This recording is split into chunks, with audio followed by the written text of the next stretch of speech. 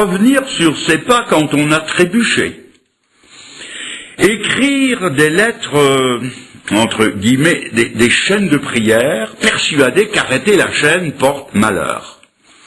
Craindre d'ouvrir un parapluie dans la maison ou de mettre un lit avec les pieds vers la porte. Et dans le domaine de la santé, porter des boucles d'oreilles contre l'affection des yeux, se mettre un fil autour de la jambe, porter des bagues magnétiques, avoir un oignon ou une carotte en poche contre les rhumatismes, enfoncer un clou dans le cadre d'une porte contre le mal de dents. Vous souriez. Ce sont là des pratiques si courantes qu'on ne pense pas violer un des commandements de Dieu, alors qu'on viole le premier qui est le plus grand. Tu craindras l'Éternel et tu le serviras lui seul. Ce sont là des choses que Dieu condamne avec sévérité. Venons-en maintenant à notre sujet principal, l'astrologie. Dès les temps les plus reculés, l'homme a toujours été préoccupé par les mystères qui l'entouraient, et il a instinctivement levé les yeux vers le ciel. La voûte percée de 1000 points scintillants l'attirait, l'intriguait. C'est ainsi, tout simplement en levant les yeux, qu'a débuté l'astrologie. Il n'y a aucune comparaison possible entre ce qu'elle était et ce qu'elle est devenue. La différence se situe entre deux mots qui ont presque la même consonance, astronomie et astrologie, mais la distance entre les deux est énorme. Les étoiles filantes étaient-elles des signes à comprendre et à interpréter? Les sentinelles de la nuit ont souvent dû se poser la question. Les mages de Babylone ont été les premiers à dresser les cartes de cet autre monde qu'était le ciel. Notez qu'il n'y a aucun mal en soi à regarder le ciel et à l'étudier. Mais le prophète, nous dit le prophète Ésaïe dans son chapitre 5, « Malheur à celui qui change le bien en mal ou le mal en bien ». Et l'astrologie a rapidement dévié, elle a même dérapé. 3 choses sont venues se greffer sur les cartes du ciel: l'astrologie météorologique, l'astrologie médicale et l'astrologie judiciaire. Je passe très rapidement sur les 2 premières. D'abord, l'astrologie météorologique.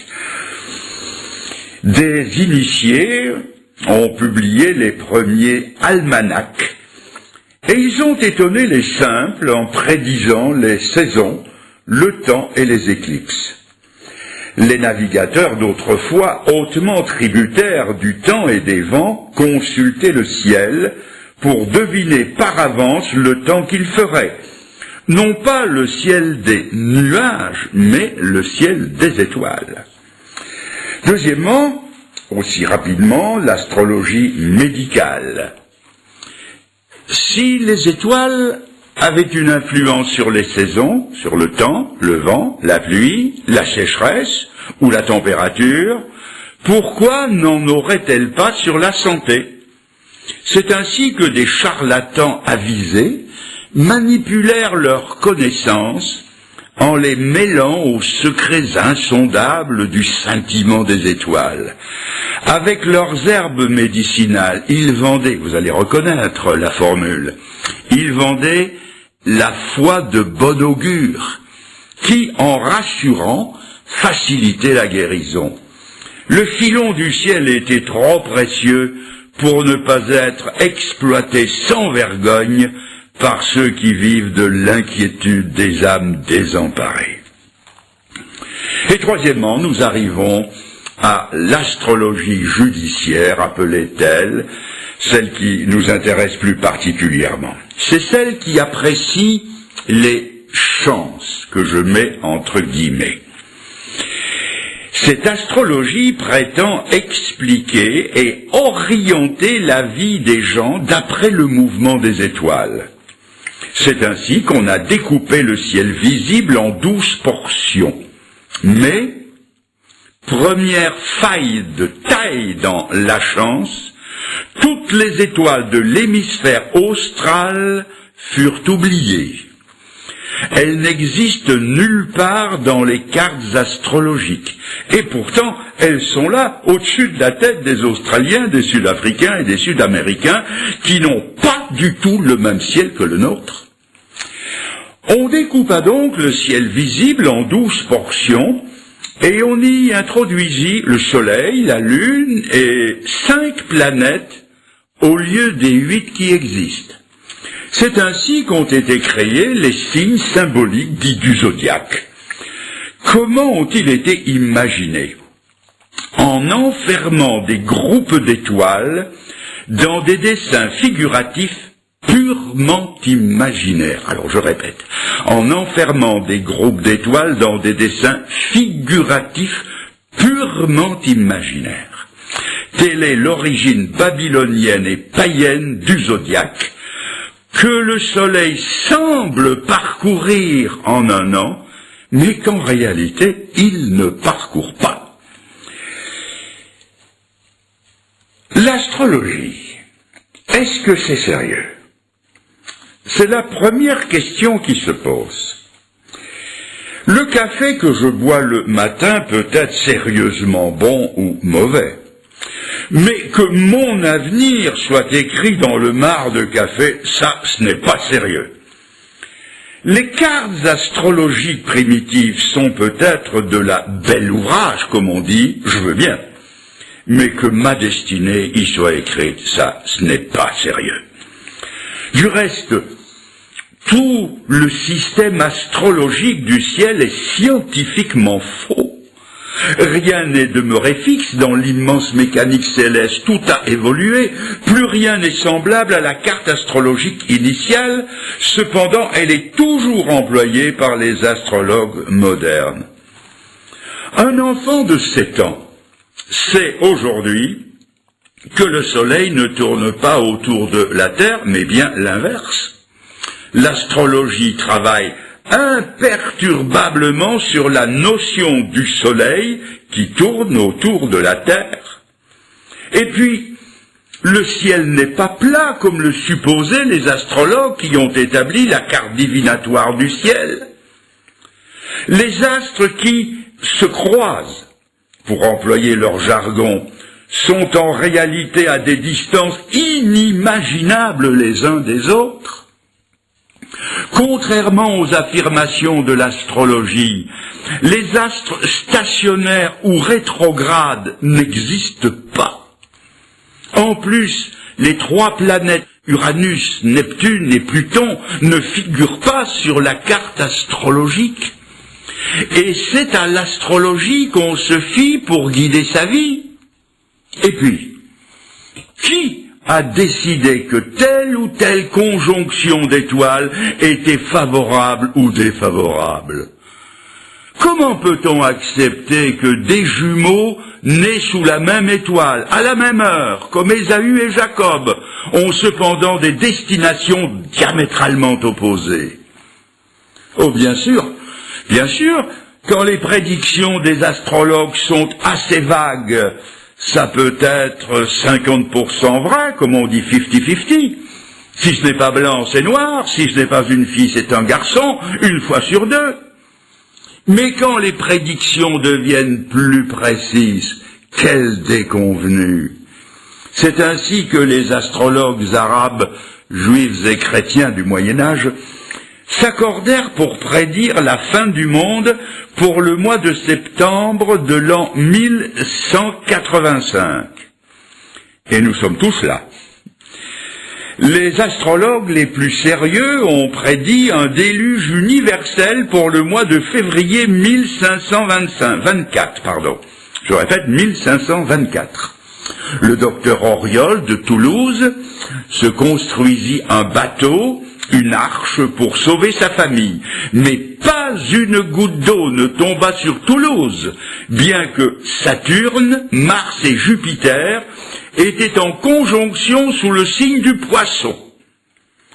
Alors qu'en 1939, le bruit des bottes se faisait entendre en Europe, les astrologues anglais prédisaient qu'il n'y aurait pas la guerre. Plus récemment, les astrologues américains ont annoncé qu'en 1969, la Californie serait sous les eaux de la mer. Il est intéressant de constater que les horoscopes, publiés par différents journaux, s'accordent tous sur un point, c'est de ne pas être d'accord entre eux. J'ai gardé un petit dessin humoristique qui dit « Si les astrologues étaient si forts qu'on le dit, ils devraient logiquement prédire aussi toutes leurs erreurs de prévision, ce que, évidemment, ils ne font pas. » Les astrologues prétendent connaître tellement de choses et dire par avance tellement d'autres choses, mais aucun d'eux n'a prévu cette année exceptionnelle qui a vu l'effondrement du mur de Berlin et du régime soviétique.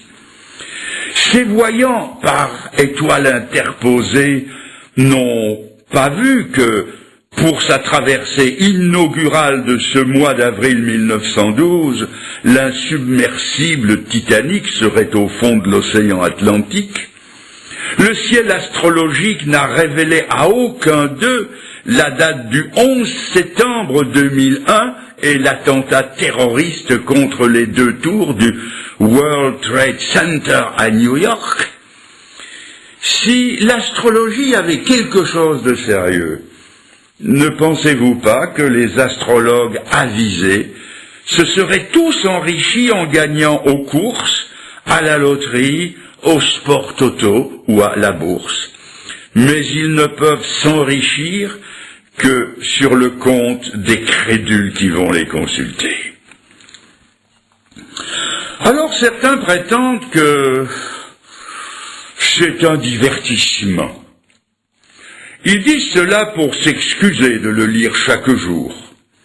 Mais est-ce que ce n'est qu'un divertissement? En aucun cas, car il s'y cache des choses plus profondes. Tenez, par exemple, si je vous posais la question, pourriez-vous me citer par cœur le nom des 12 tribus d'Israël? Je suppose que vous seriez assez emprunté. Deuxième question. Pourriez-vous, sans vous tromper, citer dans l'ordre les 12 petits prophètes de l'Ancien Testament? Je continue. Si je demandais à d'authentiques chrétiens qui, comme moi, lisent la Bible chaque jour, pouvez-vous me citer le nom des 12 apôtres du Seigneur? Je suis persuadé que, comme moi, ça les embarrasserait un peu. Et pourtant, je suis tous les jours dans la Bible. Je l'aime et je l'étudie. C'est à dessein que j'emploie le chiffre 12, parce qu'il y a les 12 signes du zodiaque. Des gens prétendent que, pour eux, ce n'est qu'un petit divertissement. Et pourtant, ces 12 signes du zodiaque, ils les connaissent par cœur. S'ils vous demandent votre date de naissance, ils vous donnent immédiatement le signe qui correspond. J'ai même vu un jour un jeu télévisé. C'était une sorte de chaise musicale où on retire une chaise quand quelqu'un se trompe. Ce jeu portait sur les signes du zodiaque. Et quand on est arrivé à la fin des questions, aucun ne s'était trompé.